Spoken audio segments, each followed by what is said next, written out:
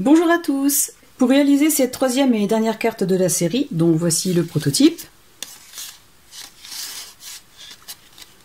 je vais avoir besoin, comme pour les premières, d'une matrice des découpes de taille moyenne. Ici, elle mesure environ 7 cm sur 7,5. Si vous n'en avez pas, vous pouvez très bien utiliser les gabarits qui sont présents dans ce genre de planche, qui permet entre autres de réaliser des boîtes à explosion. Et si vous n'avez ni matrice de découpe ni ces gabarits, il vous est aussi possible de télécharger des gabarits sur internet, de les imprimer et de les découper pour les reporter sur les papiers. Je vais aussi avoir besoin de 2 petites attaches parisiennes, dont la couleur dépendra de la collection que vous allez travailler. Je vais aussi avoir besoin d'une perforatrice pour enveloppe, comme celle-ci, de cardstock Florence en 200 g lisse et de couleur blanche, de cardstock Florence de couleur lilas texturé en 216 g pour le matage. Et pour cette carte, j'ai eu envie d'utiliser la collection Orchids & Cats, étant donné que j'ai un certain amour pour les chats, mais aussi parce que les couleurs étaient douces et super jolies. Et pour finir de décorer cette carte, j'ai détouré des éléments dans cette feuille que j'avais eu en cadeau dans ma dernière commande passée dans la boutique Brico & Scrap, puisque les couleurs vont parfaitement avec la collection choisie. Comme pour toutes les cartes de cette série, puisque je veux que les tutoriels soient rapides, clairs et concis, j'ai déjà préparé tous les papiers en amont. Pour la base de carte, j'ai pris un morceau de cardstock blanc de 21 cm de long sur 14,7 de haut, et j'ai fait un pli à 10,5 dans les 21 cm, c'est-à-dire en sa moitié. Contrairement aux cartes précédentes, cette fois-ci j'ai eu envie d'arrondir les angles. J'ai donc utilisé ce poinçon de cette perforatrice de la marque Weissen Creative. J'ai coupé aux bonnes mesures des morceaux de cardstock de couleur lilas, de façon à pouvoir couvrir l'extérieur, aussi bien devant que derrière, comme ceci. Je les ai coupés de façon à ce qu'il y ait le même liseré égal tout autour. Et comme je l'ai déjà montré dans la première carte de cette série, je ne vous remontre pas comment je fais pour couper mes cardstocks sans être obligé de mesurer à chaque fois. Mais si ça vous intéresse, je vous remets le lien de la première carte dans le petit i en haut à droite. Et comme je vous l'ai dit en début de vidéo, je mets aussi le lien de toute la playlist dans la description. En plus de ces 2 morceaux de cardstock, j'ai coupé dans une des feuilles de la collection Orchids & Cats un morceau que je vais coller sur le cardstock de matage, comme ceci, et que j'aurai coupé plus petit de façon à laisser un autre liseré tout autour, de façon à ce que l'on voit le cardstock, mais aussi la base de carte, ce qui nous permet d'avoir une dimension supplémentaire. À l'intérieur, je vais placer une chute de cette même collection, comme ceci, que j'ai coupé encore une fois de façon à laisser un liseré égal tout autour.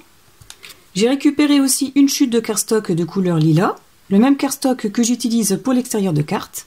Et étant donné que je vais le poinçonner avec cette perforatrice à enveloppe, je vais faire en sorte de laisser dépasser au moins 1,5 cm par rapport au bord du cardstock, de façon à ce que ce morceau de papier puisse se voir encore une fois le papier poinçonné. Si vous voulez être sûr, avant de poinçonner, vous placez le repère au crayon de papier au centre de cette partie métallique. Vous reportez au crayon le contour. Vous placez vos papiers de cette façon en laissant le liseré que vous avez voulu au départ, comme ceci. Et si la trace de crayon ne dépasse pas, le papier sera visible et donc la mesure du cardstock est juste. Je replace la marque du crayon au milieu de la partie métallique dans ma perforatrice pour enveloppe. Je poinçonne. Je replace les papiers et voilà. Mais avant de coller ces 2 papiers à l'intérieur, je vais commencer par coller les extérieurs, que ce soit aussi bien le cardstock que le papier de la collection. Voilà ce que j'obtiens une fois la base de carte habillée à l'extérieur. Ensuite, je récupère 2 cœurs de cette matrice de découpe et l'idée est de les placer en faisant en sorte que les cœurs se chevauchent, donc comme ceci. Je les positionne grossièrement sur la carte. Je fais en sorte de centrer les cœurs par rapport à ces 2 côtés. Je centre aussi la pointe des 2 cœurs, comme ceci. Si vous voulez être sûr, vous pouvez très bien prendre la règle et mesurer le centre et faire une petite marque très légère au crayon pour vous aider. Une fois les 2 cœurs bien placés et se chevauchant, en emboîtant bien les creux, comme ceci. L'idée étant la suivante, c'est-à-dire de pouvoir faire pivoter les deux cœurs, comme ceci. Je vais commencer à faire une première marque ici. Alors sur ma matrice, il y a déjà des trous, mais si vous n'en avez pas, il vous suffira simplement de marquer le centre au niveau de l'arrondi du cœur, donc à peu près ici. Pareil de l'autre côté. Donc sur ma découpe, la moitié de l'arrondi arrive à peu près ici. Je vais reporter la marque à peu près au même niveau sur l'autre cœur de ce côté. Et pour vérifier si les distances sont plus ou moins bonnes, vous pouvez utiliser un outil, le placer au niveau de la marque que vous avez faite et vérifier si les cœurs peuvent bien pivoter. Donc ici c'est le cas. Je vais garder l'emplacement de mes marques, faire un petit trou avec ce genre d'outil. Donc ici et ici. Je vous montre comment je fais. Je place la carte sur la gomme, comme ceci. Je mets mon pic au niveau du repère. J'appuie. Je fais la même chose pour ce point. Et je vais finir de percer en utilisant ma crocodile. Je la règle sur le poinçon le plus petit, c'est-à-dire celui-ci. Je la positionne au niveau du trou. J'appuie. Je fais la même chose pour celui-ci. Je la mets en place au niveau du trou et j'appuie. De cette façon, je vais pouvoir placer les cœurs en utilisant les attaches parisiennes. Je repositionne les cœurs comme je les avais mis. Je mets en place la première attache, ensuite la deuxième, et j'obtiens cet effet pivotant que je voulais. Alors, étant donné que le cardstock reste pour ma part un peu trop fin, je vais retirer ces deux cœurs, faire deux découpes dans du cardstock de structure et les coller sous les cardstocks de couleur lilas. Ensuite, je vais replacer les attaches parisiennes au niveau des trous. J'ai renforcé les cœurs avec du cardstock qui m'a servi à faire la base de carte. J'ai replacé les attaches parisiennes aux bons emplacements. À présent, je peux les remettre sur le devant de carte.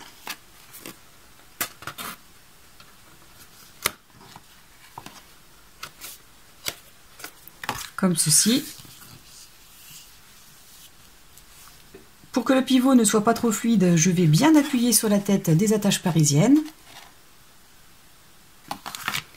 Et avant de décorer l'intérieur de carte, je vais placer un disque de craft fin sur les pattes des attaches parisiennes, de façon à protéger le papier une fois collé. Je vais donc coller ces deux disques, ainsi que ce morceau de papier de collection. Voilà ce que j'obtiens.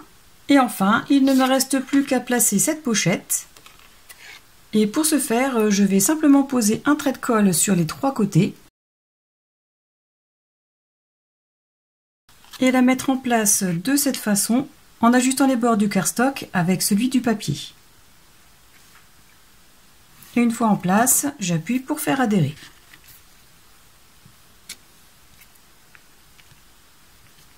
La pochette est mise en place. À présent, je vais pouvoir décorer les cœurs.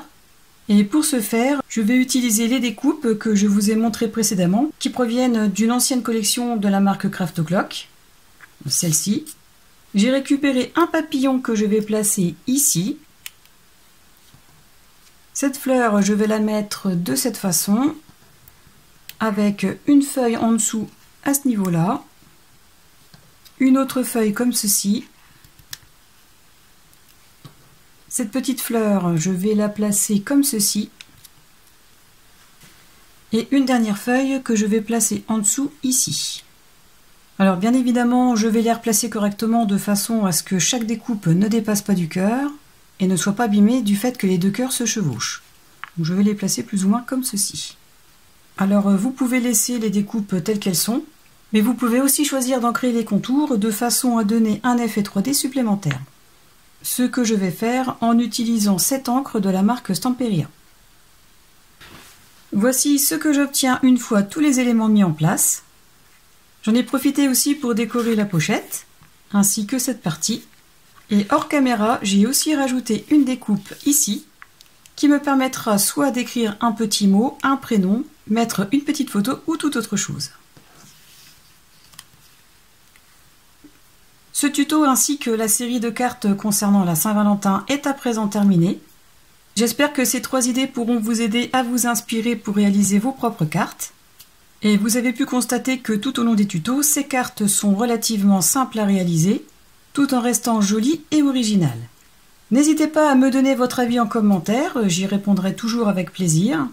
Comme d'habitude, si vous avez aimé, pensez à cliquer sur le pouce vers le haut, à vous abonner à ma chaîne pour ceux qui ne l'ont pas encore fait, et à la partager pour me soutenir. En attendant la prochaine vidéo ou le prochain tuto, je vous souhaite à tous de passer une excellente journée et je vous dis à très bientôt. Au revoir!